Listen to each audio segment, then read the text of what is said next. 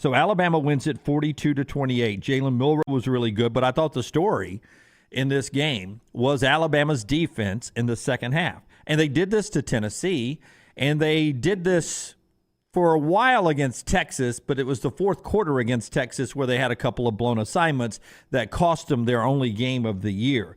What do you make first of what Alabama's defense was able to do even before the Dallas Turner hit? And we'll talk about the Turner hit in a second. Yeah, the most important 15-yard penalty in the game. Yes. And it was well worth it, I guess. Listen, I thought early on, and I bet Coach Saban and Coach Steele and T-Rob and those guys would agree that in the first and second quarter, they did a really poor job with their run fits and their gap responsibilities and their rush lanes, in the sense that when you're playing a guy like Jaden Daniels, it's so critical that as a pass rusher, particularly on the edge, you cannot rush past the level of the quarterback. If you rush past the level of the quarterback and one of your inside guys takes an inside turn on one of the gaps, you've now opened the front door between the guard and the tackle. We saw that happen a bunch in the first and second quarter. I think really this wasn't so much scheme adjustment.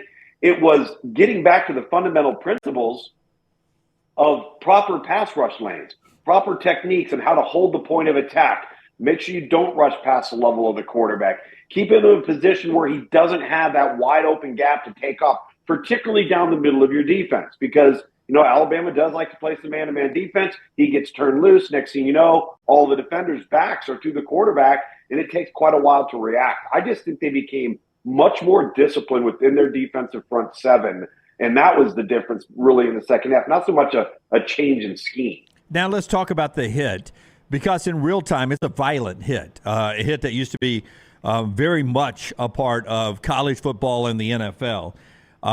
Had no problem at all with the 15-yard penalty of him driving him into the ground. That would have been a penalty even 20 years ago in football. Yeah. The question becomes targeting or not, and regardless if it's targeting, Jaden Daniels is still out of the game. But did you think that rose to the level of targeting? Watching it in real time and then on replay, I did. But it was not called on the field, so I could see it being sort of a bang-bang call they let stand. How did you see it? I saw it like if I was watching any other game with any other crew, 50% of the time it would have been called targeting, and 50% of the time it would not have been called targeting. That's the issue with the call. It is so subjective. And the thing that's frustrating sometimes with that call is you have very definitive indicators that you have to look for: crouching, launching, leading to the head or neck. If you have any of those indicators, then it goes to did they use the crown of the helmet? So remember, that's here. That's not here or here. And I think that's where they probably got away with saying that it wasn't targeting. Along this point right here, right across bar of the face mask, that's a tough gray area from the crown of the helmet. Did they have an indicator? Yes. I think there was a clear launch. I thought there were things that looked like it could be targeting. But at the end of the day, once you determine the indicators there, was the crown of the helmet involved? And I can see why they didn't call it. But again, that's the frustration of this particular penalty. It happens quickly. They do, when they replay it, Jim, not only do they look at it in slow motion, because of course you want to see a variety of different angles, but they really focus more on the real speed so that they can get a sense of what the officials saw in real time right in front of their eyes. So not an easy call. I would have loved, I think this is another reason why we got to pull the curtain back, Jim. We got to start instituting live on-air talkback between the on-field official and the review booth people. We need to start revealing the screens and what they're seeing and what they're talking about, because when you get that as a fan, you're going to come away not only much more educated, but you're not going to come away as angry. You're not going to come away as frustrated, because it will have been detailed and lined out for you as to why or why not the call was made. And I think this is what we got to get to with officiating sooner or later. And just to clear it up for some fans, because non-Alabama fans who are in my timelines, like they didn't even stop and look at it to see if it was targeting. Well, yes, the entire time he's down on the field, I don't think people understand that every play is being reviewed, and they don't always have to stop the game. And just because you don't see the white hat go under and over to that little screen and start looking and talking on a headset doesn't mean that it's not being reviewed in the stadium and also in Birmingham in the command center, right? Exactly. And now the beef and the complaint to some degree with this is there are some that look painfully obvious that they should have been buzzed down and stopped the call, right? And they don't. So what does it do? It forces the coach to call a timeout. And that's what they want to try to avoid here. We should never be in a position where you're forcing a coach. If something has a ton of gray area and everybody and their brother can see it, there's nothing wrong with taking a little extra time and looking at it. But the moment that play blew dead, I guarantee you, they probably looked at it 5 times, maybe 8 times before Jaden Daniels ever got off the field. Yeah. And whatever they determined at that point did not warrant them buzzing down and further looking at the call. Yeah. So, I mean, it was a long delay while he was on the field anyway. They were reviewing it that entire time. Alabama wins the game. The offense was clicking with or without that defensive play from Dallas Turner there. Sure. 65% of the passes completed by Jalen Milroe. I want to talk to you about how he's improved since the first time you saw him to what he looked like the other night. But Jalen Milroe, you saw him earlier. You saw him benched in the South Florida game after the loss to Texas, and how he's come back now, completing 65% of his passes, 219 yards passing, 374 total yards, and no turnovers in this game. What have you seen from Jalen Milroe, and what did he do in this game that made this his best game to date? I've seen a player that I felt was trying to fit into a certain mold, all right, instead of just being what he is. And that's an athletic, instinctive player that is more than capable of breaking a game wide open. We know what he is as a deep ball passer. I think as the season has progressed and what I saw on Saturday night versus, let's just say, the last 3 to 4 weeks, not even going all the way back, was I saw a player that was playing free. He was playing inspired, instinctive football, and as a result, he made much better decisions.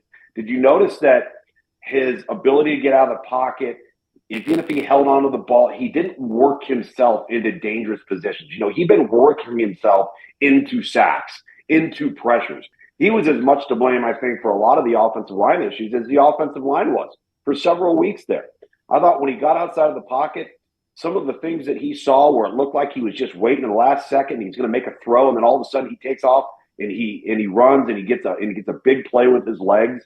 He looks like he's not playing like a player that's trying to be something that everybody else is clamoring for. And whether that's a Tua, whether that's a Jalen, listen, I mean, it's like, you never want to be the guy that follows the legend, right? You want to be the guy that follows that guy. Well, that's not the case with Jalen Milroe. This is the situation that he's in. He's a sophomore, redshirt sophomore, and the more he's played, the better he's got. That's a natural progression you would assume would happen with more and more experience. So I just got a sense that there was almost a bit of a street ball, let's go throw it out in the lot and play a pickup game on Thanksgiving morning type of feel to him. He looked happy. He looked energetic. And he allowed his instincts to take over instead of he always kind of looked regimented to me. And I think he looks less regimented to me now. He looked like a guy who did not want to be a running quarterback earlier in the year. And the other night, he looked like a guy who wanted to be the best athlete on the field. And he was. And he was. He was. Yeah. Yeah. And it was encouraging to see because now you're accepting what you are. This is what you are, man.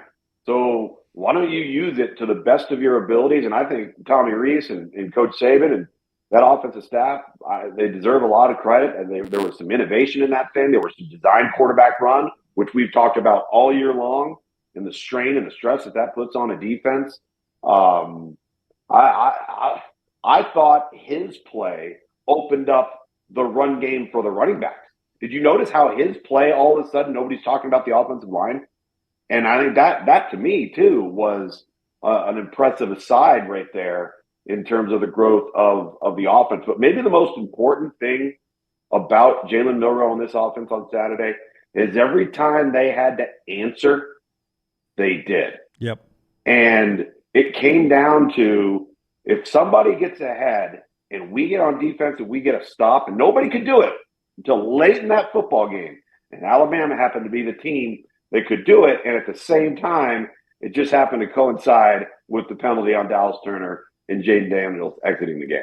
Royal Pain, Tommy Rees is upping his coaching stock. What a job with Milroe. You agree?